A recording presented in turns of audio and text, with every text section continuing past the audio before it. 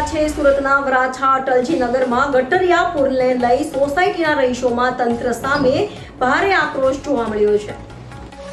સુરતના વરાછાના અટલજી નગરની ઘટના સામે આવી છે, જેમાં સોસાયટીમાં ગટરિયા પુર જોવા મળ્યા છે।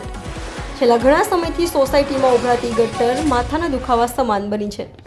ગટરિયા પાણીને કારણે સોસાયટીમાં રોગચાળો ફાટી નીકળ્યો છે। સોસાયટીમાં પાણીજન્ય અને મચ્છરજન્ય રોગનો ફેલાવો થઈ રહ્યો છે। સ્થાનિકોએ તંત્ર, ધારાસભ્ય અને કોર્પોરેટરોને અનેક વખત રજૂઆતો કરી હોવા છતાં કોઈ નિરાકરણ ન આવતા સોસાયટીના રહીશો ગટરિયા ગંધાતા પાણી વચ્ચે રહેવા મજબૂર બન્યા છે।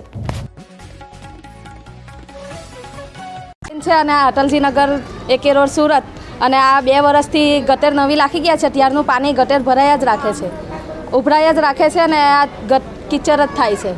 કેટલી સમસ્યા નડી રહી છે? સમસ્યા તો 2 વર્ષથી નડી રહી છે ને કચરાવાળી પણ કોઈ આવતી નથી ગલીમાં અને બીમાર પણ પડે છે બધા। કોઈને ડેન્ગ્યુ થઈ જાય છે, કોઈને મલેરિયા થઈ જાય છે, બધું થયા રાખે છે। અને એક છોકરાને તો આંખમાં એવું કરી ગયું છે ને કે આંખ જ નથી ખુલતી છોકરાને 4-5 દિવસથી। તમારું નામ? મારું નામ ભૂમિકાબેન રાજેશભાઈ રાવળ છે। ભૂમિકાબેન, કઈ જગ્યા છે ને કઈ રીતની સમસ્યા? Ashwini Kumar AK road Surat.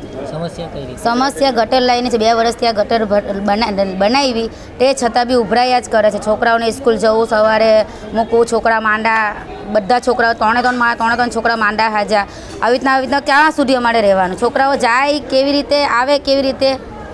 સોસાયટીમાં કઈ ગટરના પાણી ભરાયા રહે? ગટરનું તો 24 કલાક પાણી ભરાયેલું ને ભરાયેલું જ રહે છે ને મચ્છર બી એટલા। દરવાજો તો ક્યારેય બી ખુલ્લો મુકાતો જ નથી અમારથી। અંદાજે કેટલા લોકો બીમાર હશે? અત્યારે આ તો એમ જોવા જાય તો બધાના કામ ધંધા બી બંધ, છોકરાઓ બધાના છોકરા ઘરે બીમાર જ છે।